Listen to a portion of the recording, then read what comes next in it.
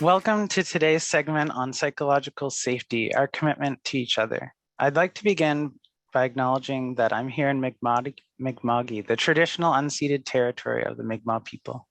Some of you today may be joining us from various parts of the country, and I therefore encourage you to take a moment to recognize and acknowledge the territory that you're occupying.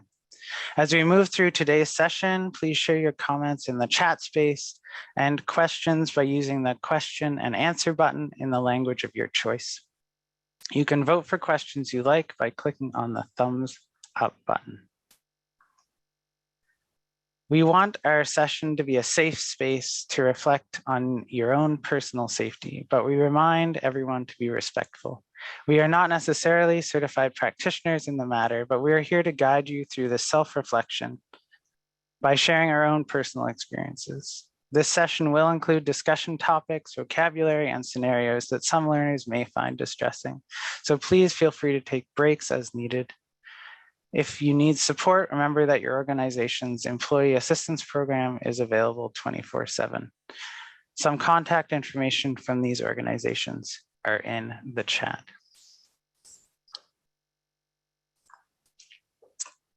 Premièrement, je vais m'introduire. Je m'appelle Craig Moore et je suis le chef d'équipe intermédiaire pour l'équipe des résultats et données au Centre d'intervention sur l'incendie sexuel aux défenses nationales. Je suis aussi un animateur des courses de premiers soins en santé mentale et un membre de la force de réserve. J'ai fait ma maîtrise en psychologie et pendant les derniers 5 ans, dans la fonction publique, je travaille avec des équipes en train d'améliorer les conditions du travail. Next, I'd like to introduce my colleague, Natasha Cote-Con. Natasha is a regional free agent located in London, Ontario, where she's been working from home since March 2019, and who's currently on assignment at Infrastructure Canada, where she's a senior analyst and program designer. Natasha has worked all over government in writing guidance for public service renewal, transformation, and modernization.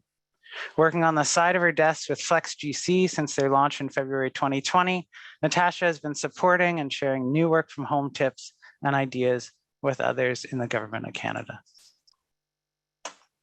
Prochainement, on a Liz Martin, qui a rejoint la fonction publique fédérale il y a plus de 10 ans. Ses pronoms sont elle et elle vit en Colombie-Britannique et elle est membre actif de divers réseaux tels que le Federal Black Employees Network, Caucus et le Anti-Racism Ambassadors Network. Son mantra est l'objectif plus haut que la popularité.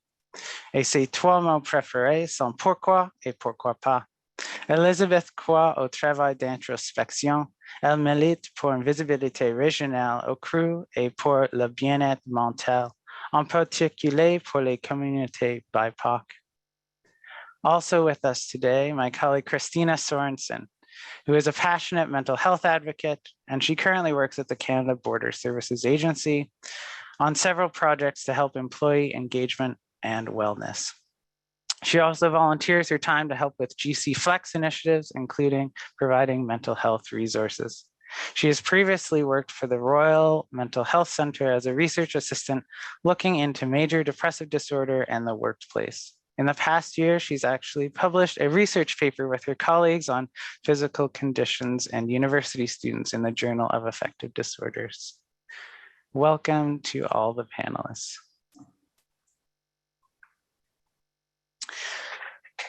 Afin de mettre en valeur les apprentissages prévus aujourd'hui, passons en revue les objectifs d'apprentissage pour ce segment. Ils sont listés les différents types de ressources disponibles au sein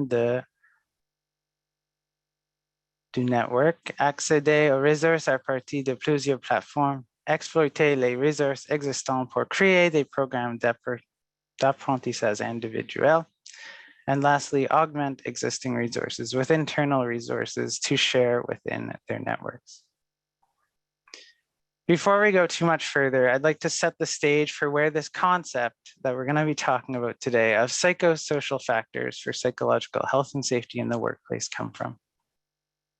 Several psychosocial risk factors have been identified by researchers at Simon Fraser University based on extensive research and review of empirical data from national and international best practices. Les facteurs ont également été déterminés en fonction de la jurisprudence et de la législation canadienne existante et émergente. These factors are discussed in detail on the Guarding Minds at Work website. This is a free evidence-based strategy that helps employees protect and promote psychological safety and health in their workplace, and a link is available in the chat. It's a great resource to check out. These organizational factors that you see on the screen impact organizational health, the health of individual employees, and ultimately the financial bottom line, including the way work is carried out and the context in which work occurs. For our returning learners, today's session will be a little bit different from others that you might have attended in the past. In a moment, you'll see a poll that will appear on the screen on each of the 13 factors that will invite you to reflect on your situation in your work environment. Les sondages sont affichés à l'écran pendant environ 15 secondes et les résultats seront par la suite présentés à l'écran. Après chaque sondage, j'inviterai notre panel à donner son impression sur les résultats, mais aussi à partager certaines de leurs connaissances et ressources sur le sujet afin que nous puissions tout tirer profit de cette session. Note that the results of the poll are anonymous, and it is just a tool for you to reflect on your own workplace psychological safety. We think that realizing the strength and challenges of your workplace might be the first step to address the situation. We'll start with our first factor. On your screen, you'll receive a pop-up that will invite you to reflect on how this factor applies to your personal workspace. Vote 1 if you strongly disagree that the statement applies to your workspace, or 5 if you completely agree that this factor is present in your work environment. Donc, premièrement, on a le soutien psychologique, un environnement du travail où les collègues et les superviseurs soutiennent les préoccupations de l'employé en manière de santé psychologique et mentale et réagissant de manière appropriée si nécessaire.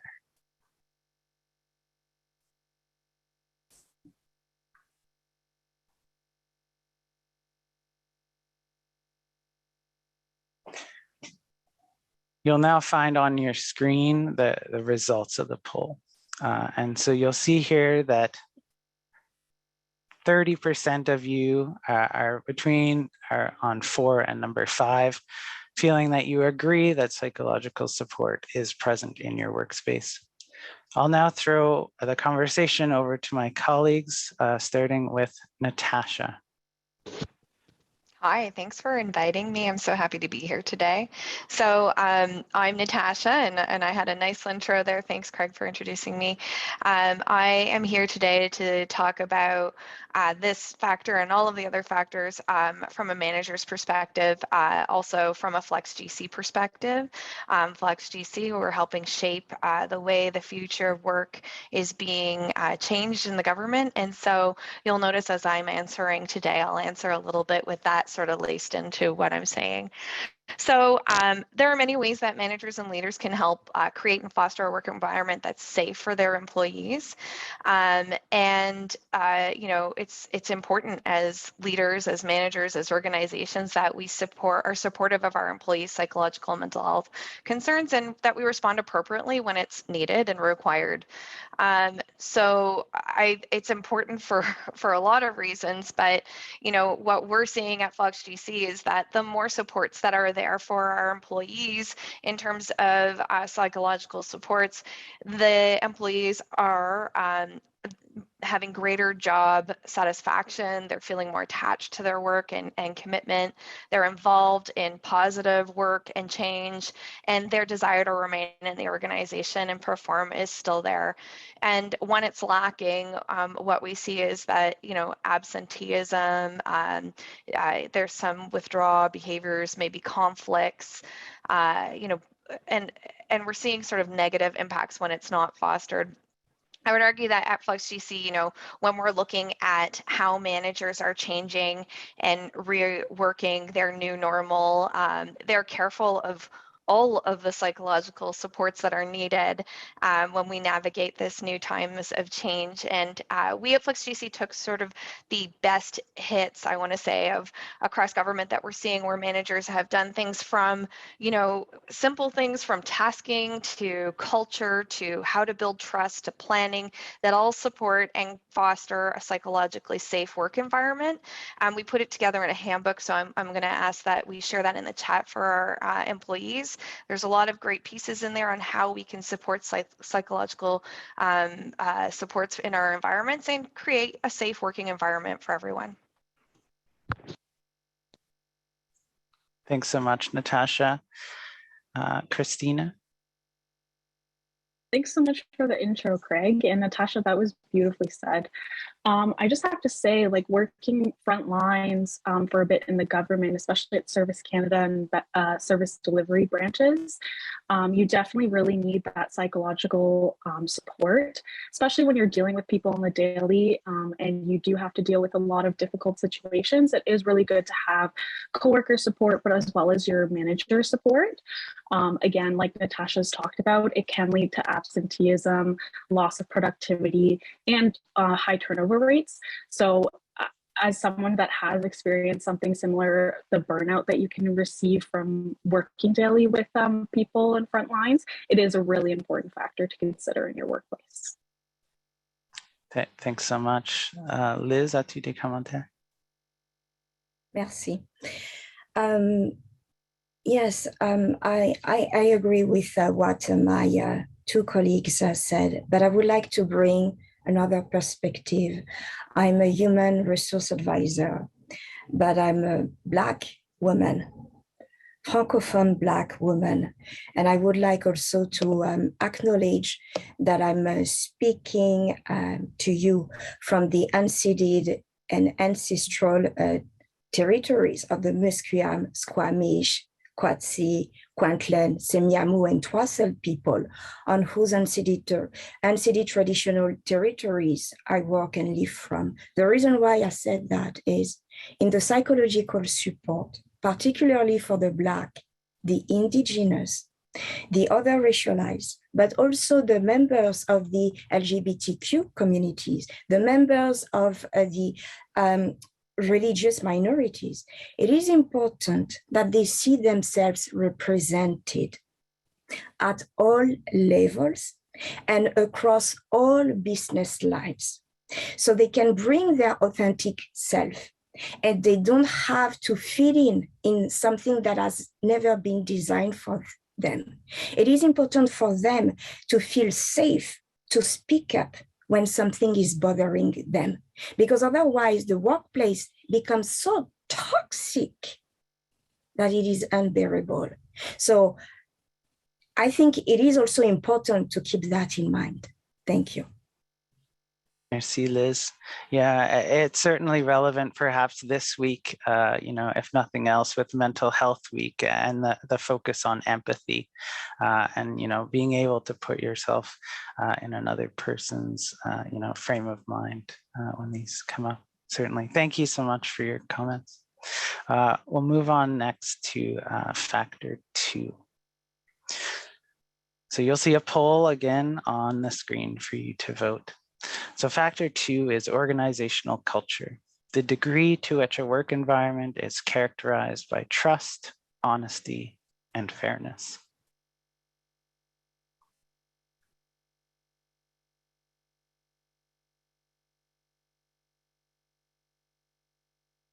We'll leave that poll up for another few seconds.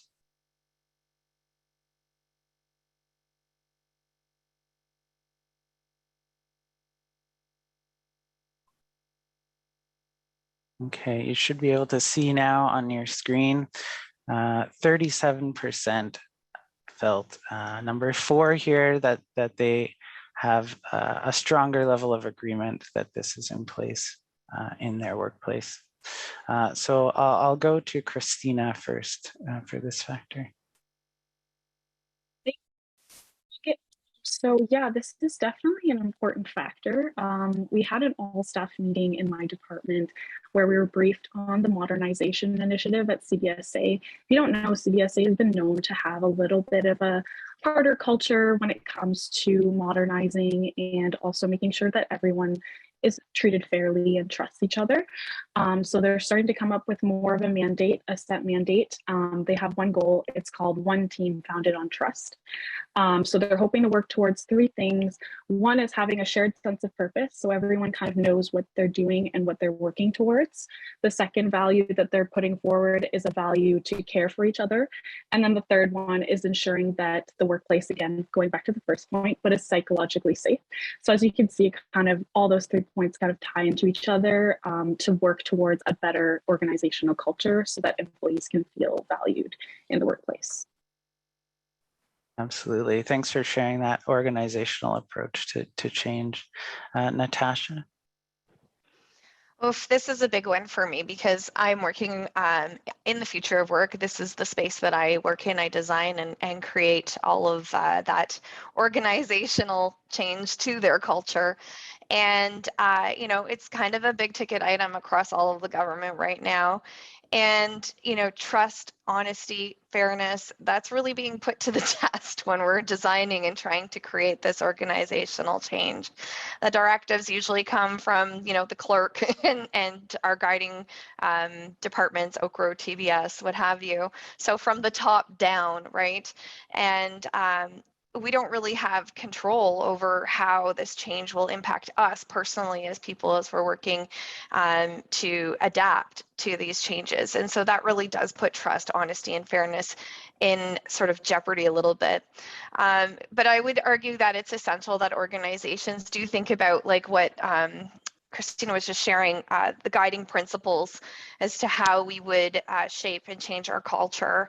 And if they don't and just, you know, arbitrarily roll things out without setting some guiding principles that allow us to really put these things at the forefront, I think what's going to happen is you're going to develop a negative culture.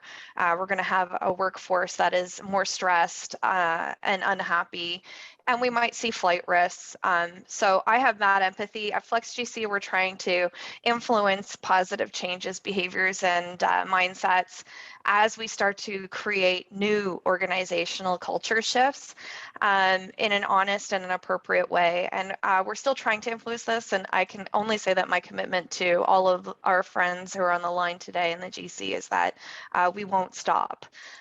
So we are taking this very seriously at FlexGC, but for myself personally, as I'm designing, I am a user designer, and so I always do try and think about the impacts as they trickle down to every different kind of employee, and then also to what culture pieces we don't lose along the way. So I'll talk a little bit more about it as we go through some of the other organizational cultures and get into the how, but I just wanted to share that, you know, there's empathy there and we won't stop. Yeah, great. Thanks so much for sharing some of those FlexGC pieces. Liz, à vous. Merci beaucoup. Je souhaiterais en fait apporter une autre perspective. Comme je l'expliquais auparavant, je suis une conseillère en ressources humaines, donc je comprends bien l'approche en fait du haut vers le bas. Par contre, je pense que si on veut justement instaurer un sentiment de confiance, il est important d'avoir en fait ce mouvement populaire, the grassroots. And it is also important for leaders to engage with their employees and to not be afraid to be called to task, because then the trust will be built. Because when it is broken, it is difficult to reinstate it. So by co-developing with the employees, by engaging with the diversity networks, or even with the grassroots networks such as the Federal Black Employee Caucus, the Anti-Racism Ambassador Network, and the Muslim Federal Employee Network. So they can not only help you to see your blind spots, they can also call you out with love, but still call you out when you break your promises. So that may seem painful, But at the end of the day, if you earn the respect and the trust of your employees, they will follow you when you want just to lead the organizational change. And another point that is very important to me, if you want to make sure that the culture, the organizational cultural changes, you need to make sure that you have a critical mass of the most marginalized employees. Thank you. Yes, absolutely. Yeah, thanks so much for your comments on that. I know certainly within, national defense, we've seen recently the stand up of an entire new structure, right? The chief of professional conduct and culture looking at, the organizational culture and what can be done about that. So certainly lots of work across the GC in this factor. Donc, prochaine, on a facteur 3. Cet facteur est leadership et atteintes évidentes. Un environnement du travail où il y a un leadership et un soutien efficace. So take a few minutes to think about your own work environment and put your response in the poll.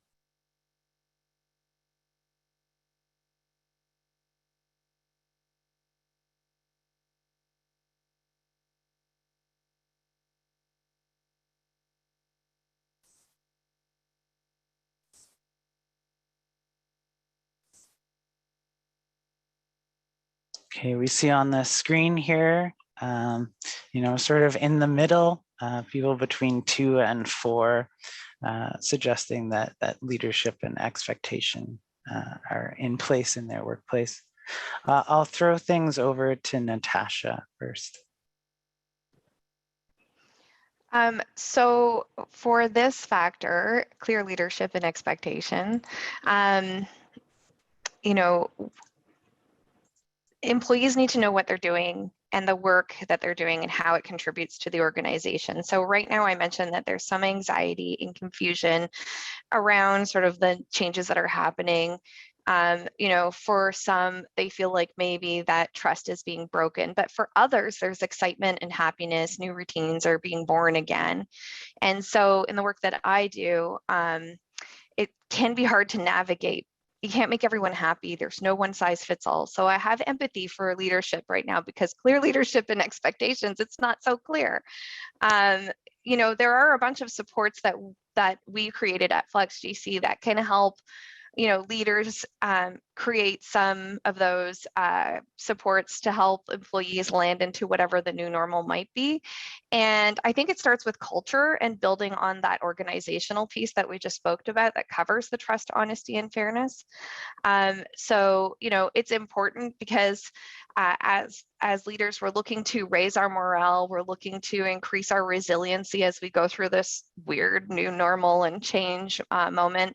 And we're really looking to rebuild that trust that is sort of a little fragile right now, so that our employees can feel, less frustrated and more at ease with however it is that we're going to go into this change. So at Flex GC, we created some tools, which I'll share in the chat, and I'll just quickly sort of explain what they are. We have a team charter kit, which helps align, the leadership expectation, maybe the mandate, the team, and the individual employees, how we can align all of those synergies to help recreate that trust and help set some of those clear expectations so that we know what we're doing and how to do it as we're working through that new normal. Accompanied with that, we have a user to me guide that was created in partnership with Quebec Federal Council. So we'll share that link as well. It is downloadable and customizable, but it helps break some of the ice that maybe we would have felt in the old normal when we used to all go into the office and all be together for these team building events, where we would learn our own preferences of how we like to work together and what ways we can communicate with each other, which I really think builds on that culture piece and helps leaders set some of those expectations on smaller functions, like how we're going to communicate with each other, when we're going to meet, what we're going to meet for, etc. And then I'm just sharing, just for fun, a link on ways that we can meet with our teams in a virtual context, because, you know, our new normal is hybrid, and so maybe not all the time will we be meeting in person. So that's also helpful, really, to establish some of that culture piece. So I really think clear leadership and expectation comes from figuring out all those little moving parts, building on your culture, and solidifying that trust again. Oh, I just wanted to say also too, I saw this LinkedIn model, and I don't know if anybody has seen it, but it's like the leader is standing on top and his employees are on the bottom, sort of lifting up the leader. That was the old normal, like it was very much servant leadership. I think as we're going into the new model, you know, when the leaders are setting these clear expectations, they need to remember that they're now at the bottom of the pyramid, and they're lifting their workforce up and helping them move and create the new normal together. So I think you know, there's a little bit of a mindset shift that needs to happen too as we're rewriting this.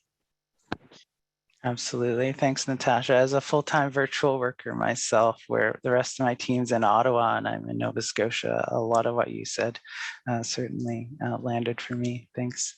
Liz? Thank you. I second what Natasha said, and to me it is very important, especially with my African background, as you can see behind me. And to me, I don't believe in authoritarian leadership. No. To me, a leader should serve the community. And a leader should embrace this collective leadership that I really appreciate from the indigenous communities, where you have the elders and you consult them because they have the knowledge and they know the facts and the wisdom that we may miss. And I would say that a leader should better know the community that this person serve. And I understand that in a work environment, people will tell me, but how can you meet 7,000 or 45,000 individuals? I understand, but there are ways to engage and get to know them. For instance, you can organize regular informal coffee chat to get to know them.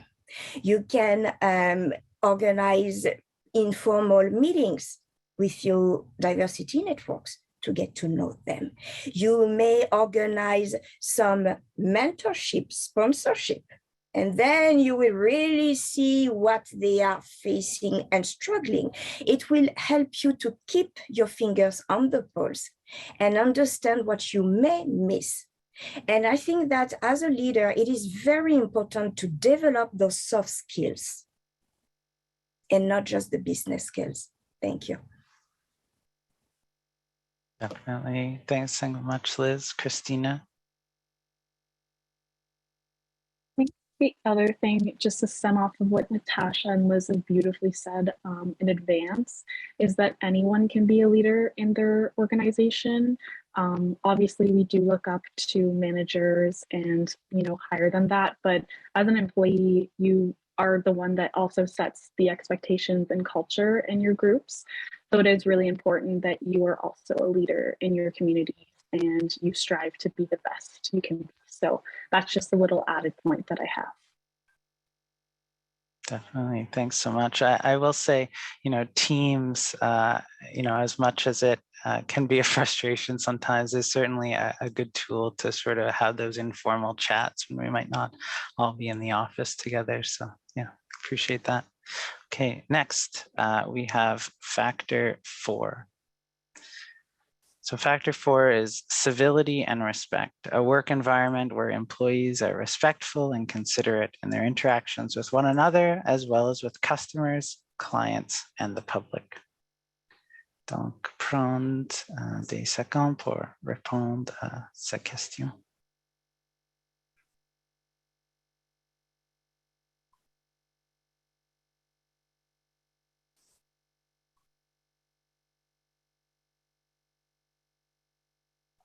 So we'll see on the screen there that there's a trend towards the positive, certainly, that we have 32 and 41% trending towards strongly agree on this. That's nice to see. So I will throw it over to Liz for this question. I have so much to say about it.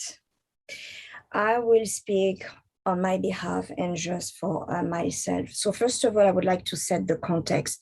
When we talk about employees, to me, I also include executives, because at the end of the day, they report also to the clerk and also to the Canadians, because we are public servants. We are here to serve Canadians.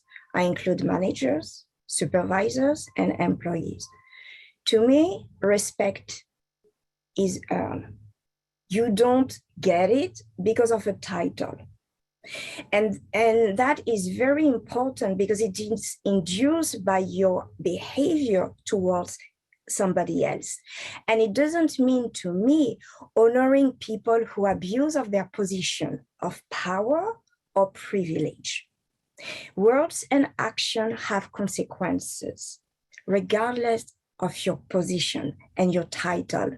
And as an employee, I firmly believe that I am entitled to respect as well, because sometimes people drop emotional bombs, but they don't drop them in cyberspace. They drop them on people. So I'm entitled to let them know that they have to take them back, and I'm not here to sustain any abuse whatsoever. And I'm also entitled to demand an apology, an unconditional apology, not if they offended me, but for what was done. And I think it is very important to say that, because there is nothing wrong to reject what others want to impose on you arbitrarily. And it is important also to set boundaries, first of all, to protect our safe space, but also to keep the other person accountable. And the reason why I say that is, particularly as a Black woman, when I make sure that I get the respect that I deserve, sometimes I'm confronted with tears. So the expectation is that I would backtrack what I said, and I will comfort the other person. It's not my job. The other person has to sit in their discomfort. I'm not saying that there is no room for forgiveness and grace. It's not what I'm saying. But again, we have also to take accountability for what we do. And that is, to me, so important, because if the tone was set by the leaders and swift actions were taken, particularly in a case of harassment and bullying, we wouldn't have those issues that we are facing with anti-Indigenous, anti-Black racism, homophobia, Islamophobia, and so on.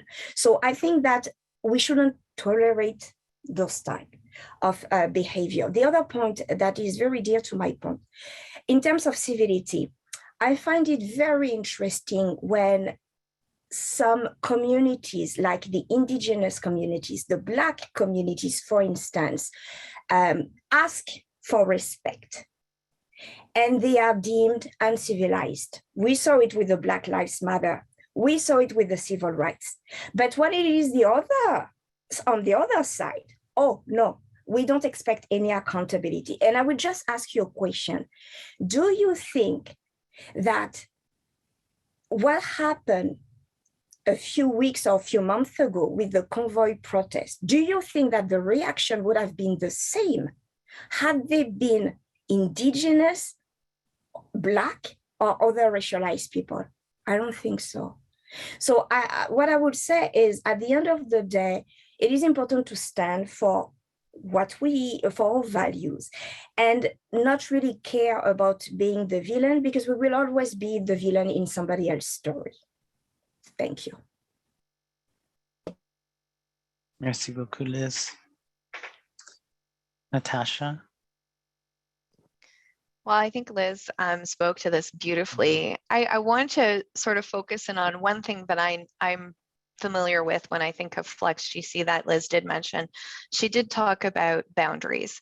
And I think that when we're doing the scanning and the work that we do from Flex GC and we think about civility and respect, we're thinking about boundaries and how they can be set in a respectful and civil way so that we can work together in a way to avoid things like depression, burnout, blurred lines, anxiety, stress, all of these triggers that can come along when those boundaries aren't being set. So, you know, as public servants, these are engraved into us right from the onset. We're onboarded with our values and ethics that we read and we learn about as public servants. We all have to take, you know, the dealing with difficult conversations and harassment, mandatory training, but it doesn't mean that we're actually absorbing this information and that we can't do more to be considerate and respectful of each other. And as I navigate my way through my journey as a public servant, as a manager, as a person working across government, as a user designer, I'm always trying to think of ways where I can be as inclusive, as respectful as possible. And I'll just share, since I do work on the future of work, one little piece of information that I think I would like to leave our employees with as they think about how they're going to navigate this new hybrid space that the government has been talking about right now.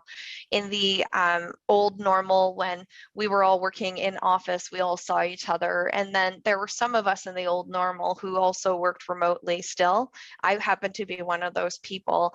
And I was excluded in conversations because they happened at the actual physical water cooler or the photocopier, and I wasn't invited to the table. And so some of my ideas and innovative input was always dismissed or forgotten or not even requested. And it wasn't until the pandemic where my voice actually became included in those conversations.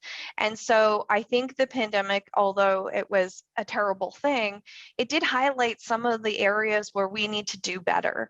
And so when I think of the psychological safety factor, the civility and respect component, this is the one thing I think we've done better and we could do more with. And so I'll just leave it at that. I think that this is something we still need to keep at the forefront. We need to be respectful. We need to include everyone. We need to be kind and lead with empathy. Yeah, thanks so much, Natasha. That's certainly, you know, very relevant as we navigate back to perhaps more in the office versus virtual, is keeping those aspects in mind. Absolutely. Christina? Wow, Natasha et Liz, c'était vraiment bien fait. Alors, j'ai rien à ajouter. C'est wow, c'est beaucoup. C'est beau. Ok, merci. Donc, le prochain facteur. Donc, c'est numéro 5, c'est les compétences et exigences psychologiques, un environnement du travail où il existe une bonne éducation entre les compétences interpersonnelles et émotionnelles des employés et les exigences du poste qu'ils occupent. So take a few seconds to reflect on this one. And I do see some comments in the chat. And so really what we're asking you to do is to reflect on your own workspace and just think about how this lands for you. Voting 1 if you strongly disagree that this statement applies to your workspace, and 5 if you completely agree that this factor is present in your work environment. So here we see kind of in the middle, I would suggest, with 3 being the highest here. So we'll go over to our panelists. We'll start with Christina. So in this situation, I'm just going to speak on some of my previous experiences, especially working at a call center. So you have to have a lot of technical skills in that kind of setting, especially when you're dealing with the public. You do have to have a lot of knowledge.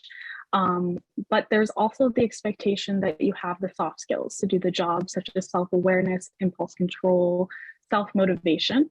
And I found when I was working that job that I had really good technical skills, A+ on all across the board.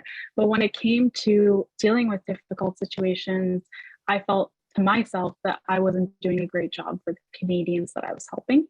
So there was a little bit of a disconnect. And I found that this was an important kind of story to share with the fellow GC members and employees, that if you do find that you have that disconnect, it's either a skill that you can work on and deal with, or it is okay to, find something that is a little bit more suitable for you and that you won't find that disconnect in. So it is okay to not always be well connected on both areas, but it is a really good feature to recognize when you're working a certain job and be able to understand and incorporate when you are looking for a new opportunity to grow. Definitely. Thanks so much for sharing that, Christina. I can certainly relate. I was a veteran service agent when I first joined the public service, and fondly reflect on my ASSIST training, the applied suicide intervention skills training, to again build some of those key competencies into that workplace. Natasha? I have lots of thoughts on this.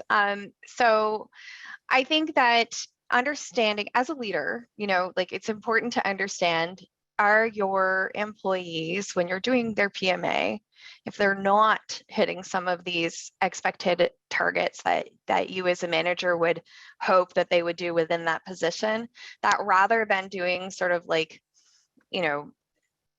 a you must be better sort of rant, that they use that opportunity to understand why it is that that person is not meeting those areas. Maybe they don't know how to do it and they need some training. Maybe they need some mentorship and peer leadership on your own team where they can grow that skill set.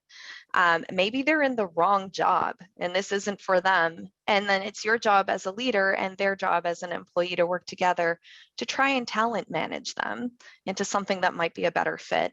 I do think that as leaders, we are also mentors and we should be helping to support our employees if they aren't in the right fit. We have a lot of rich data and information that's available to us to access, where we can see that if employees are in the wrong job, it doesn't mean that they're a bad employee. It just means that they're not in the right spot and they could maybe go somewhere else and be excellent. And I'll use myself as that example. I was in a job for 15 years where I was not a manager and I was an employee, and my innovation was not allowed to be on the table. It wasn't part of my job description, so I couldn't do it. And my job was very task oriented, and that was it. And my tasks were, to me, not meaningful, and I couldn't innovate, so I felt stifled. And that reflected in my performance. Rather than being fired, my manager talked to me about a way that I could be talent managed and learn how to navigate into a position that might be better for me. Fast forward 4 years later, I'm in a job that I love. I get to innovate every day in design. I think about users and lead with empathy, which is where I should have been from the beginning. I was in the wrong job. And it wasn't because I couldn't do the job. I could. I didn't love the job. And so I think a part of being a leader is being able to recognize, how you can support your employees through growth, through training, through mentorship, through whatever you can do to talent manage them. I think that's our role, and we need to do that. And as an employee, they need to be in a psychologically safe environment where they feel that they can approach their manager and say, hey, I don't know if I'm doing my best, and I think that's because I'm not in the right spot. Can you help me? And I think that is the environment we should be creating for our people. Absolutely. Thanks so much for sharing that success story, and especially pointing out, if we're creating these 13 factors in our work environment, we'll have employees that are willing to have those challenging conversations that many of you have discussed today. Liz? Thank you. Christina and Natasha spoke beautifully on this point. I would like just to bring a few nuances so we will be able to have a holistic perspective. When I read the definition, I was, good fit. What do we mean by good fit? Then I saw interpersonal and emotional competencies, and I got triggered. So we need first, because it's the reality, unfortunately, we need first to recognize that there is discrimination against minorities, race, Black, Indigenous, other racialized individuals, ethnicity, color, because within the same race, depending on the color, you have a discrimination, gender, sexual orientation, sexual expression, disability, ageism, etc., etc. In a perfect world, we would interact with managers that are free from biases, but it's not the case, unfortunately. Some biases are unconscious and others are really conscious. Let's make it clear. So when I hear a good fit, I understand the point that yes, it is important, but also we also have to be very careful, because a person can be a good fit, but because of the biases of the team environment and the management that is either looking the other way or themselves getting involved, this person who may be highly competent may be deemed unfit for the role. And that is very important, because when we innovate, we interact with divergent opinions, and the diversity of thoughts is very important.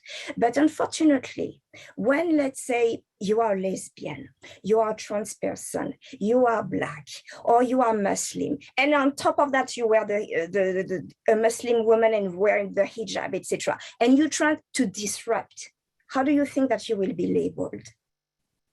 That is the issue, because by trying to squashing down the creative disruption and labeling it as the person that is the perturbator, we are missing talent. And we are here to serve the Canadians, so we should reflect them. The other point, very quickly, I think it is important also to understand that the mental health, the current mental health is colonized. It is important because we are on an ancestral land. Canada has never been a nulla terra. There were indigenous people with their own practices. And I'm speaking as a Black woman who is the daughter of African indigenous people. Our healing and mental health practices are completely different. So when I see psychological competencies, I agree with that. But my point is, if I don't prescribe to the Eurocentric culture, so what does it make me? And let's walk into the shoes of indigenous people that we force to assimilate to a culture that has traumatized them. And that is the issue within the public service, when we are not able to provide them culturally appropriate mental health supports. So that is just what I wanted to say. Let's make it sure that we don't prescribe to the colonized mindset, because we need to decolonize the mental health field. Thank you. Thanks so much. There's a nice exercise in the mental health first aid virtual course that takes some time with scenarios to self-reflect on what are our own biases about this. Because if we don't have a good understanding of our own biases going into a situation, what will that present in the conversation? And so, there are some good training courses and things, but, to your points, what perspectives are those trainings designed within? Yeah, absolutely. Thanks so much. We'll go to the next factor. So factor 6, growth and development. A work environment where employees receive encouragement and support in the development of their interpersonal, emotional, and job skills.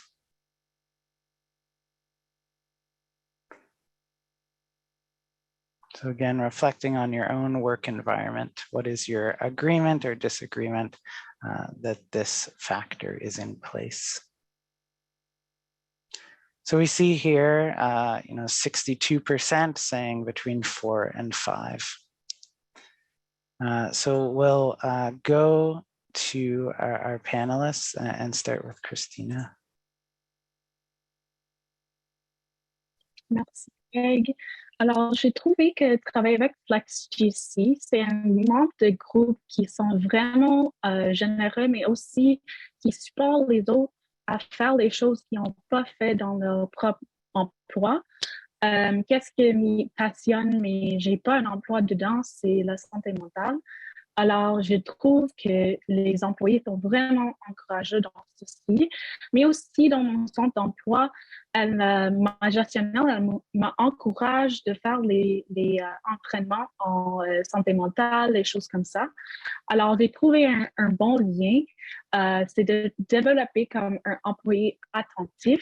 C'est juste 75 minutes de votre temps et c'est gratuit. Si Greg peut juste partager ce lien ici, c'est un bon entraînement juste pour assurer que vous vraiment comprenez les 13 facteurs psychologiques sociaux dans votre milieu de travail. Alors, c'est un beau lien qui est un grand sommaire de qu'est-ce qu'on parle aujourd'hui. Si tu n'as pas vraiment un grand connaissance de qu'est-ce qu'on parle. Alors, c'est merci et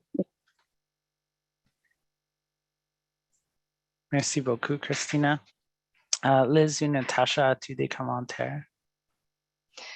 Yeah, I'll just say that one that makes me proud. I'm so happy, Christina, that you feel that way. As a manager, there are free things that we can offer our employees that cost no money, that go on to their learning plans, mentorship, peer learning. Other opportunities include joining communities of practices. If you let your employees go and join Fin or FlexGC or One Team Gov, they will be able to try other things that are outside of their position box and learn and add to their own personal toolbox and repositories. So I think these are things as managers that we can allow our employees to do. It's learning by trying, and I really do think that that is important. It's how we teach our children, and then we forget about that as we grow up. So I think it's still important to remember that let's try and see how something might work for you. And if it doesn't work, that's okay. You try it, and we try something else next time. I also think in that same vein, offering our employees for growth and development an opportunity to try things, and if you fail, that's okay. We learned from it. So having a fail-safe environment. When I was working at the Privy Council office, we had something called the Innovation Graveyard. We turned it into a fun thing. When our ideas died, we buried them on the physical whiteboard, and then sometimes we would take them off, and they would become a zombie innovation for later because they just wasn't the right time for them to be an idea, but later it was. And so it turned into that no idea is actually a bad idea philosophy. So I think there are ways that we can learn without actually paying for it, where we can really foster some development. Also, I wanted to say Fin has a great mentor library, and you should check it out. Absolutely, yeah. Thanks so much. There are some great informal resources, and in fact, DND's Young Professional Networks actually launches tomorrow. So those of you at National Defense, just keep that in mind. Liz, do you have comments on this one? Thank you. They are great leaders that encourage their employees to grow. They are very nurturing. And I am very lucky to work with one of those leaders, Francine. She encourages to try. And as she says, there is no failure because it is an opportunity for you to learn, to tweak, and to try again. And it teaches you perseverance. So that is very important. Now being said, we need also to recognize the work that remains in front of us. For instance, for persons with disabilities, it is important also to make sure that the tools are accessible. Imagine, for instance, you need to learn a language, French or English, to grow your career, but you are struggling with some learning disabilities. It may become frustrating if you don't have the right support. The other thing is, it is also important to have some culturally appropriate initiatives and programs, like for the indigenous learning circles, for instance, which gives you another way of learning and doing things. Because again, it is important also to respect other people's culture. And now also, I need, even though I work in human resources, and my work in diversity, equity, and inclusion is to make sure that we do better. But with what we have, we try to do better. But I need to recognize that there is irrefutable evidence for the stagnation of Black people, Indigenous people, and visible minorities in the federal public service. Because again, we are talking about cultural safety, so representation across all the board, right? And particularly for Black employees that are disproportionately represented at lower salaries despite their credentials, and a higher percent of people within the Black population speaking French at home. So which means that they are already bilingual. So why should they get stuck in call center positions or other entry-level positions? The other thing is, there is also a Black class action lawsuit because of those systemic barriers that are preventing them from growing and getting developed. So mentorship is great. For the most marginalized communities, I would personally recommend sponsorship, because who you know can help you at least better deal with those systemic barriers. So for the Black, Indigenous, and other racialized employees, sponsorship. And I will even say that leaders will get the opportunity to better flag their unconscious biases, because we can read something, you know what, 5 minutes later, we forget it. But when you get involved in the development of people who are struggling with barriers that are not due to their own, then you learn, you practice it, and you use your clout and your power to change things. Merci beaucoup, Liz. Yeah, I see there's a number of key references being posted in the chat, as well as for some resources as to what Liz was referring to. And certainly, looking to, groups like FBEC and FlexGC and these other informal networks for those mentorship and sponsorship opportunities can be very beneficial. We're going to push ahead because we want to make sure we get to your questions. So please feel free to post questions in the question and answer area for the last part of this session. Donc, numéro 7, c'est la reconnaissance et récompense. Un environnement du travail où les efforts des employés sont reconnus et appréciés de manière équitable et opportune. So take a few minutes to reflect on your own workspace and your level of agreement that this is in place.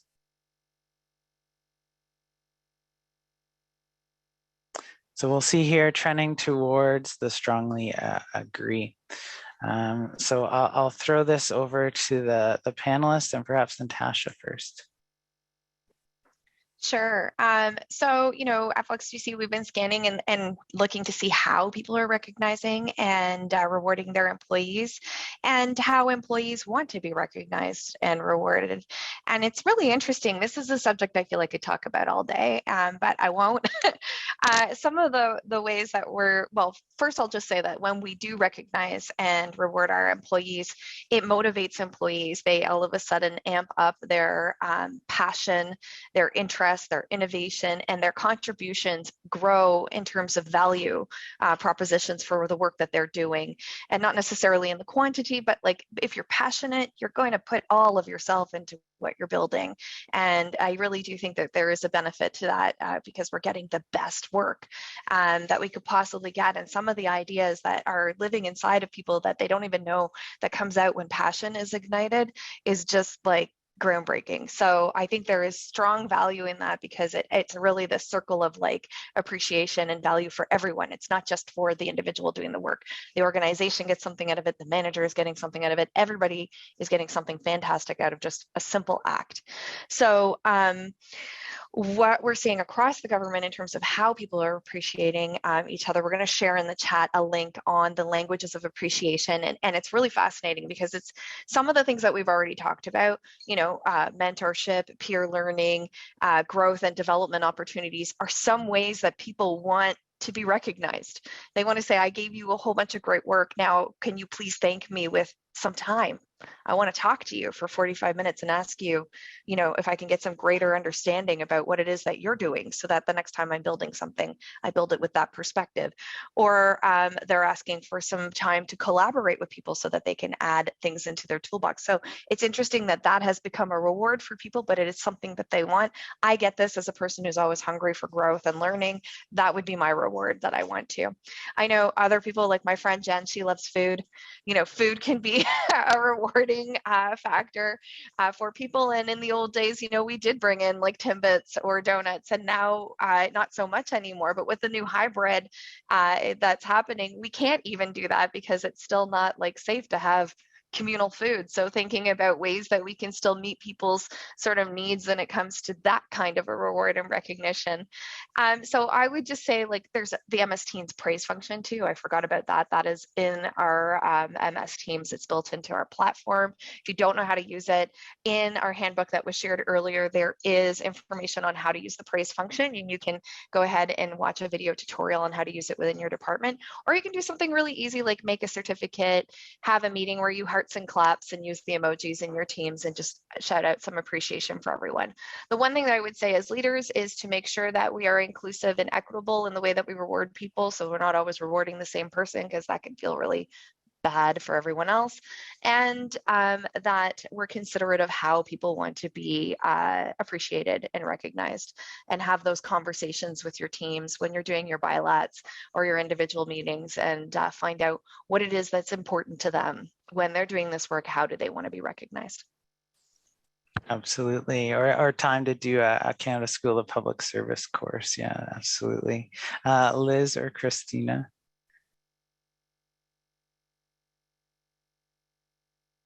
All right. So I agree with what Natasha said. And I would just add, if you see that if you see, for instance, that the employee is doing a great work and respecting the deadline, another form of recognition would be stopping micromanagement, because it means that you are trusting the employee. And another form of recognition is if you see that the person is doing a great job, but if this person is always asked to train other people, and for whatever reason, this person is never appointed to the positions that they apply for, maybe we should consider giving them some stretching assignments or appoint them, promote them, instead of always keeping them at a lower level and seeing the other ones moving up, because that may create some frustrations. I'm being told that I do a great job. I'm being told to train people, but I don't get promoted either. So yes, the acts and yeah, it has to align. Absolutely. Merci, Liz. Christina, as-tu d'autres commentaires? Yeah, so we recently did an all-staff, tous les employés, on avait fait un gros réunion avec celles et ceux. And what we did in this all-staff meeting is that we gathered statistics from this all-staff to recognize what employees want from managers and to get their opinion on how they want to be rewarded and how they want to be recognized in their daily tasks. And what we did receive were some really interesting things. It was a lot of managerial support is what they wanted. And I found managers have a really big role in kind of acknowledging that. So that was one point I wanted to give away. Another point I wanted to give away was you can also be your own motivator. In a sense, in your own role, you can find different ways to motivate yourself and reward yourself. One thing I've been using in my daily tasks is OneNote. I recognize everything I do during the day. That way, if si j'ai un réunion, if I have a meeting with my gestionnaire, my manager, then we're able to discuss what I've done during the day. And that way I have already recognized myself internally what I've done, but then I can also externalize it to my manager. So that's just a little tool and tip that I have that you can use in your daily work. Absolutely. Yeah, leveraging some of those tools that have very much come into being for the virtual workspace. Absolutely. Next factor, we'll go to number 8. So this is involvement and influence. A work environment where employees are included in discussions about how their work is done and how important decisions are made. So do you disagree or agree that this factor is in place in your current workplace?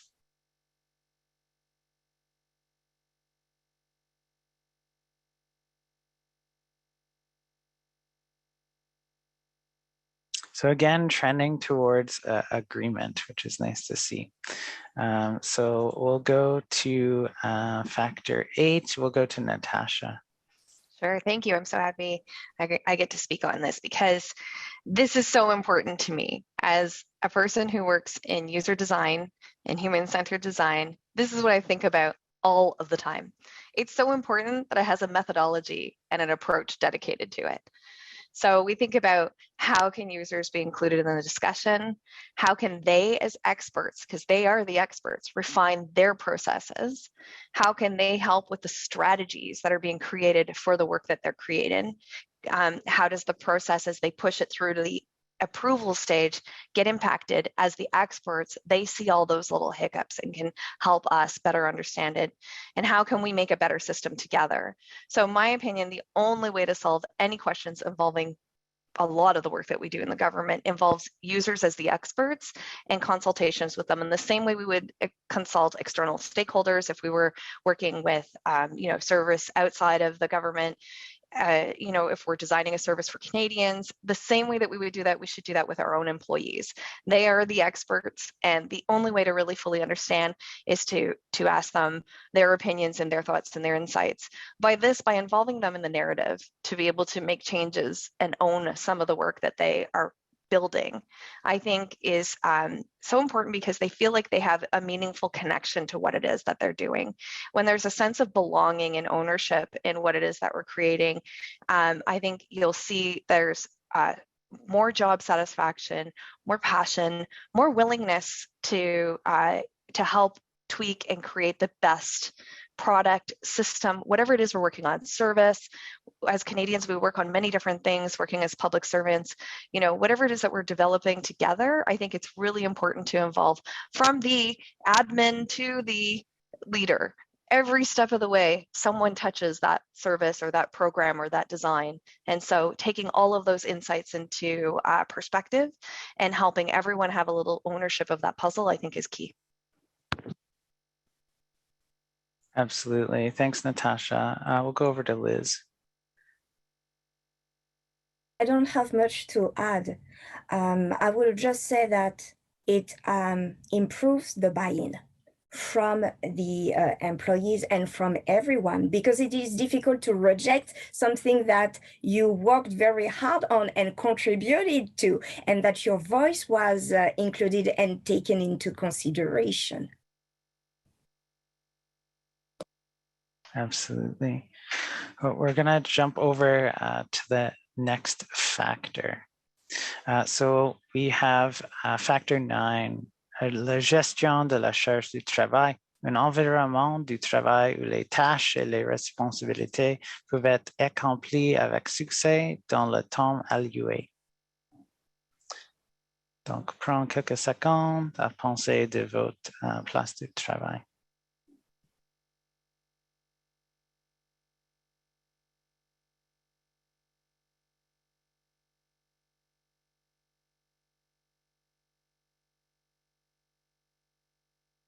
You see here again, quite a lot of agreement on this. So we'll go over to Natasha and then over to Liz.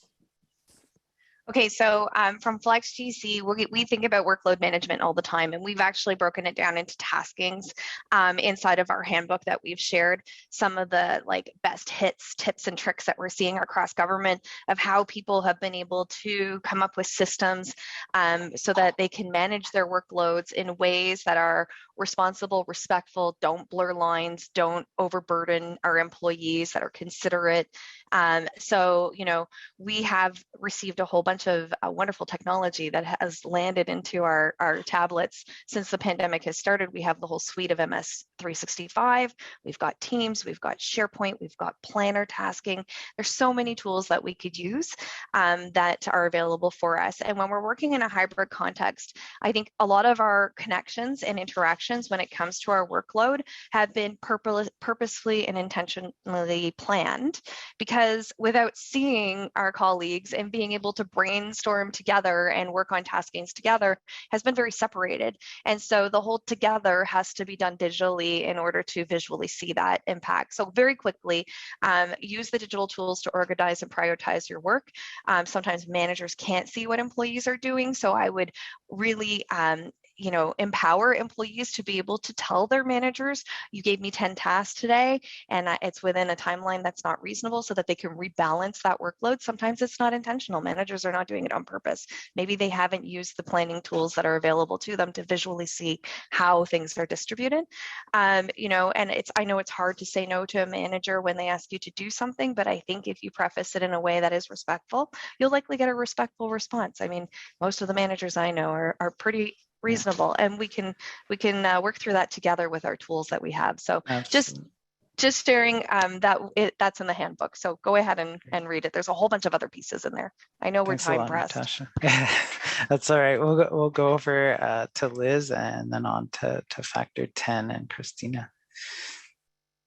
So very quickly, the side of the desk work, especially speaking on behalf of the Federal Black Employee Caucus, BC chapter, and Erin, the Anti-Racism Ambassador Network, you have so many employees who take to heart to change things, but they have to do it on the side of their desk, because they don't have any accommodation. And on top of that, it's not always recognized by all their managers. So that is an issue, because we're talking about transferable skills that show leadership and other competencies that will help them apply to other positions.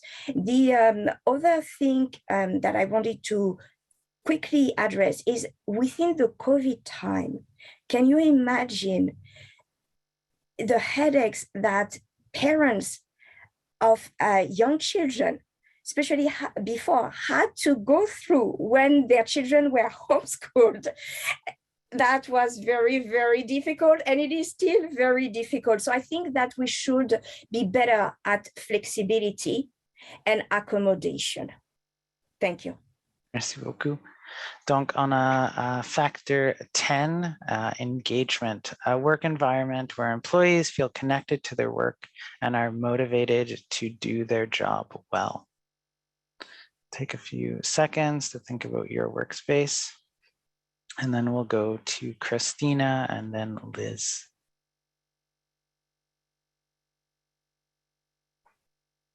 So again, in agreement that this is in place. So Christina. Yeah, so starting all of my jobs in the government from home is definitely a different experience. It's really hard to get engaged with your teams when you're only seeing them on a virtual screen or sending emails back and forth. So you really don't get a really good sense of who they are or who you're working with. So what I did recently at my department is I started an initiative every Friday for me to get together with other administrators and people that work in the director's offices so that we're able to get together and talk about our roles and become more engaged in what we do, share tips, networking, anything like that, so that we can grow in our roles and become more engaged in what we do and on a general basis. So I think that's a really important thing to just take away for anyone. You can start an initiative just on your own. That's always how it begins. It's grassroots. You could even bring it up to, a manager. Usually most managers are quite kind and understanding that you want to have more connection with people that you work with. So, bring forward a little meeting on how to connect with other people that are in similar roles is a really good idea to become more engaged in what you do. Absolutely. Yeah. Taking that initiative and seeing if it's recognized by management. Yeah. Liz? Thank you. I agree with Christina. I don't have much to say. I would say make sure that the work environment is nurturing. I used to work in the regional field where it is very operational. And for someone who loves innovating, who loves offering ideas, it was a nightmare because it was not zip it up, stay in your lane. And now that I moved for the NCR, the National Capital Region, virtually, I am so much engaged. By engaging your employees, you will retain them, you will develop them, they will grow, and they will trust you. Very quickly also, the employers must advocate for the employees. That is very important, particularly the ones that are the most marginalized. And another way, I'm doing my self-promotion here, we should promote the grassroots diversity, such as Federal Black Employee Caucus, the ARN, and the Muslim Federal Employee Networks, all those different grassroots networks. Don't be afraid. Yes, they may hold you accountable, but by the same token, they will make you better. Thank you. Merci beaucoup, Liz. We're going to move on to factor 11. Donc, c'est balance, un environnement du travail où l'on reconnaît la nécessité d'un équilibre entre les exigences du travail, de la famille et de la vie personnelle. So for this one, we will go over to Christina, and we see here again that most of you are in agreement with this. So Christina. Yeah, so again, just summing off of my point last time, I did start while we were working virtually. So I think the hardest part is because when you log off for the day, sometimes your computer's still there. You can still look at it. You can sometimes still get notifications on your work phone, etc. So I actually really looked through the handbook that we created at FlexGC. They have some really good points on page 17 to 21. It's called Taking Care of You. It really focuses on how to take care of yourself, how to be better balanced in your life. I took those to heart, and now I find things after work to really look forward to. I actually cover up my workstation because it's in my home, and I look at it every day. So I can kind of disconnect from the work I do, and I'm not going to overwork myself, burn out. And then I also have something to look forward to, which I found love in the gym. So, you try to make sure that you balance your work, but also your life afterwards. And again, please check out the handbook. It has some great tips on how to do so, and that's what I've been following. So thank you. Definitely. Thanks, Christina. Yoga with my 3-year-old is my sort of way to disconnect. So I love it. Thank you. We'll go on to factor 12. So psychological protection, a work environment where employees' psychological safety is ensured. And we'll be hearing from Liz on this factor. And don't forget, if you have a question to pose to the panelists, to use the Q&A option on the bottom of your screen. So here we see sort of middle of the road responses. So Liz. So I will be very brief, but straight to the point. We need to recognize the discrimination against minorities, race, ethnicity, color, gender, sexual orientation, expression, disability, ageism, etc.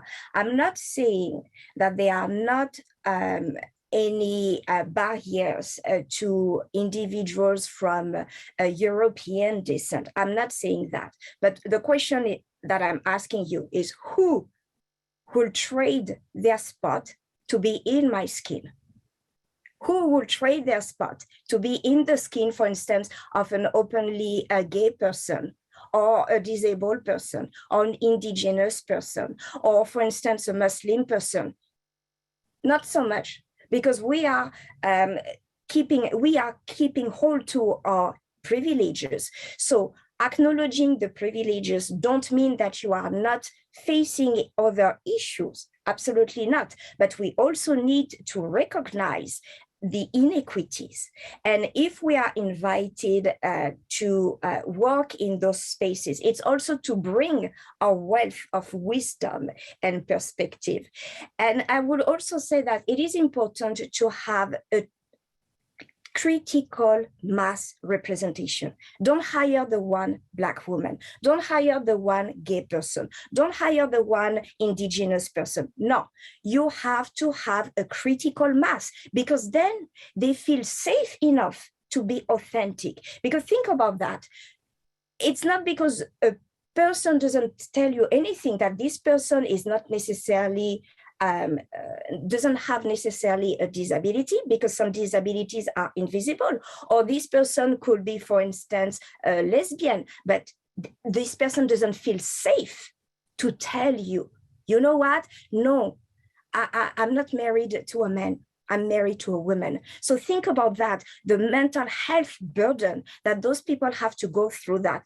And if we don't have a sense of belonging, it is a psychological abuse, because we are dehumanized. It is very important. So what I would say is that management, the buck should stop with them. No tolerance whatsoever, because at the end of the day, we are here to serve Canadians, and we must be reflective of the Canadian population. Thank you.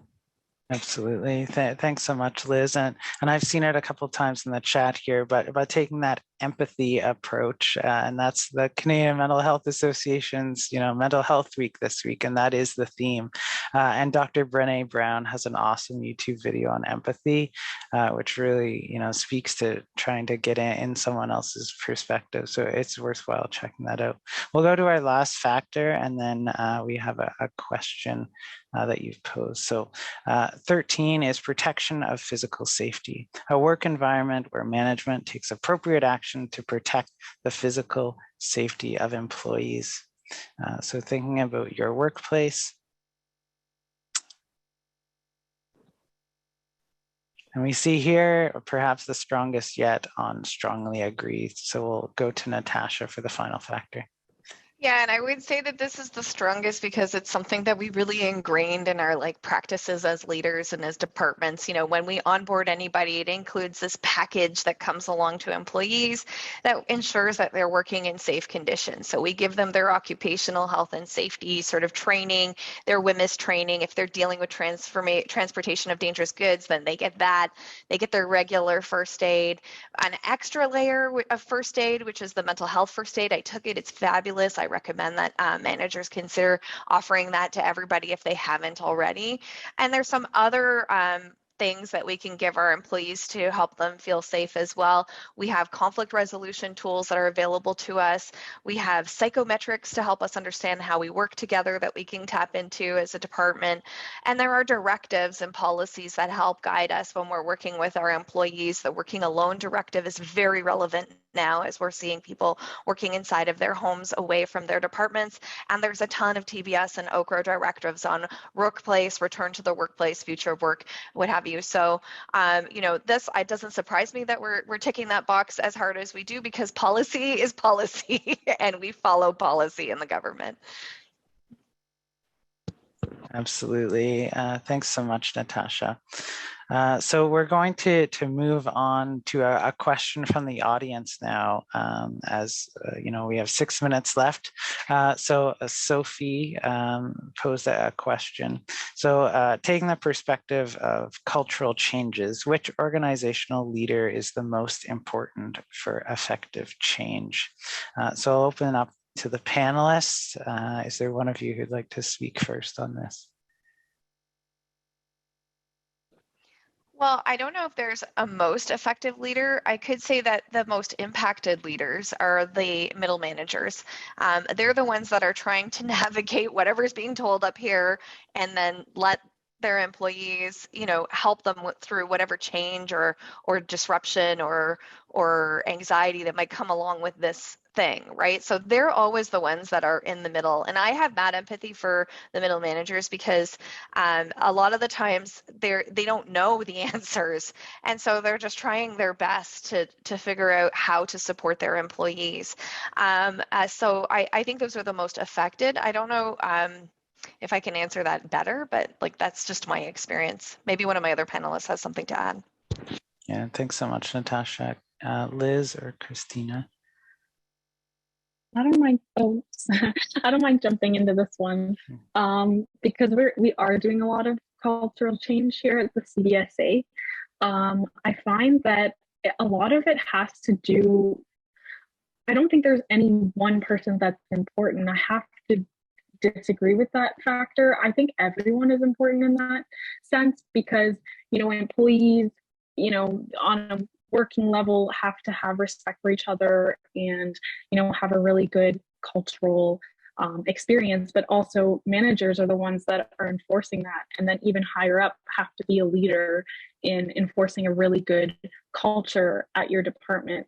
So I think that everyone is responsible. I couldn't say that one person is fully responsible for that, because that would just be a little bit negligent to the fact that everyone can actually be a really good leader in their department and demonstrate really good positive change. For example, if you're hearing a conversation where maybe someone's not being seen in a really good light, you can be that leader of change and be respectful and encourage respect for employees, even if you're just having a nonchalant coffee whatever meeting. You can always encourage that respect. So I think everyone can do it. Yeah, absolutely. Liz, any thought? I don't have any more to add to this specific question, but I don't know if you wanted to add something else in general. Yeah, certainly. What I would say is, I think there is another factor that we shouldn't miss. It's the anti-racism and discrimination factors, because those conditions have debilitating impact on the mental health. And because they are continuous, you cannot remove yourself, especially when you endure them on the workplace. So I hope it will become the 14 factors. Absolutely.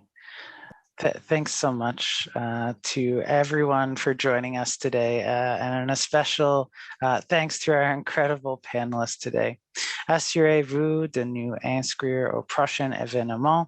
Be sure to sign up for the next event, Professionalism, Inclusion, and Me, and the links are in the chat. Thanks again, and enjoy the rest of your day and the rest of Mental Health Week.